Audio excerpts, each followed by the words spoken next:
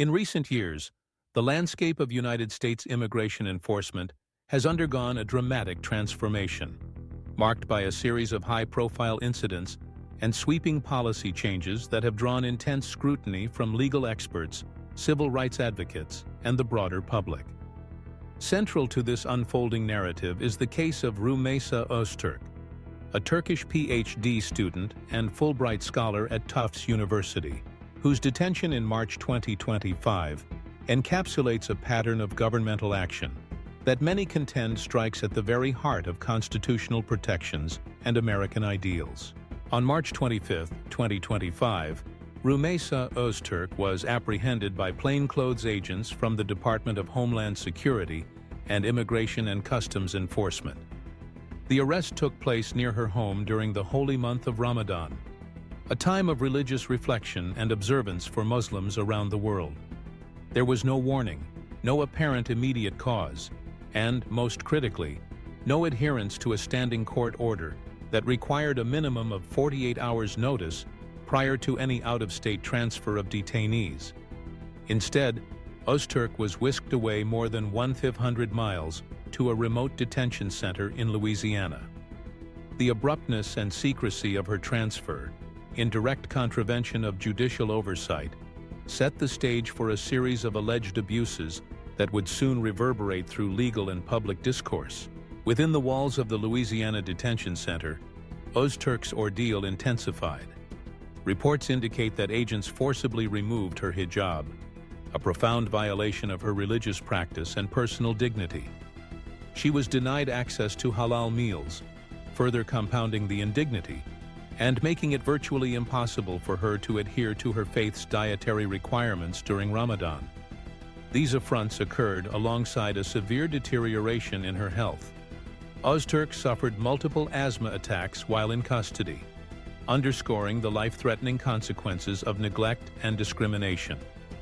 The cumulative effect of these actions, later deemed by a federal judge to have violated due process and chilled free speech, would become emblematic of a broader pattern of rights violations against international students and scholars. Indeed, Öztürk's case is far from isolated.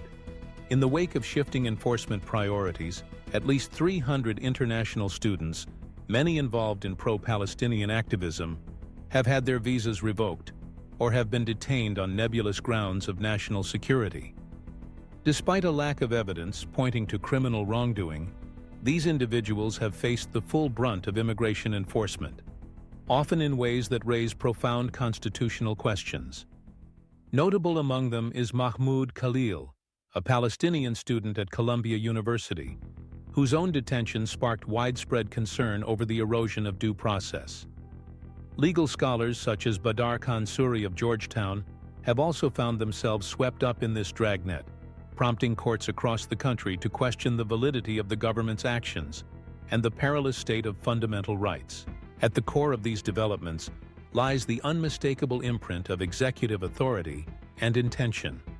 Reports and analyses consistently point to the alignment of targeted ICE operations with the public rhetoric and policy pronouncements of then-President Donald Trump and his advisors. The revocation of the Sensitive Locations Guideline, a long-standing policy that protected schools, houses of worship, and hospitals from immigration enforcement actions, was not a decision made in isolation.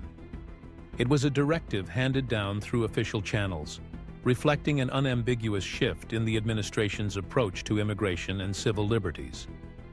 By dismantling these safeguards, the administration opened the door to enforcement actions in spaces previously considered sacrosanct, sending a clear message to Muslim communities and politically active immigrants. No place is beyond reach. The constitutional implications of these actions are both grave and manifold. The removal of hijabs and denial of halal meals constitute a direct affront to the First Amendment's guarantee of free exercise of religion. Arrests carried out at religious and academic venues undermine the sanctity of these institutions and chill the expressive and associational rights of students and scholars alike. The Fourth Amendment's prohibition against unreasonable searches and seizures is called into question by forceful detentions, invasive searches, and unauthorized transfers. The Fifth Amendment's promise of due process is rendered hollow when individuals are detained or deported without hearings, evidence, or meaningful recourse. And the principle of equal protection, enshrined in the Constitution as a bulwark against discrimination, stands violated when enforcement actions disproportionately target individuals based on religion, ethnicity, or political belief. The evidence of abuse and impunity is mounting.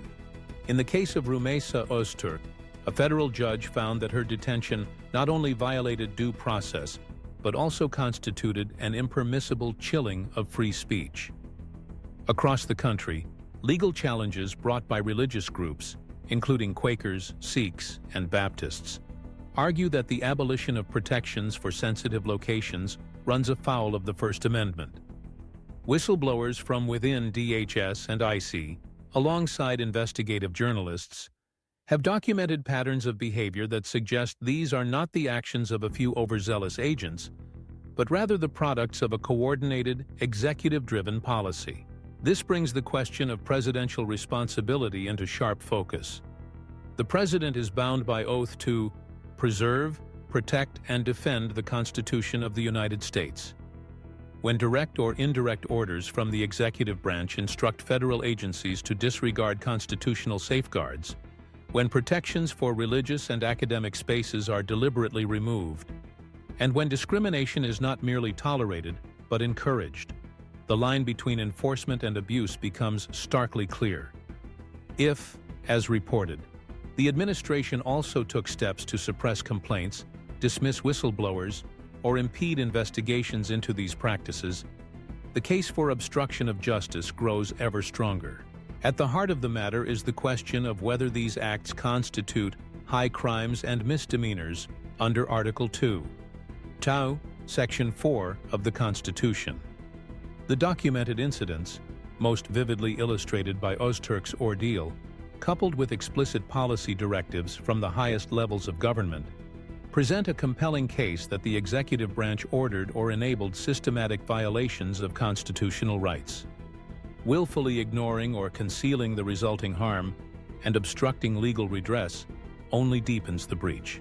In sum, the recent trajectory of U.S. immigration enforcement, as exemplified by the detention of Rümeysa Öztürk and the broader targeting of Muslim and pro-Palestinian voices, reveals not only a profound departure from constitutional norms, but also a credible basis for holding the highest office accountable.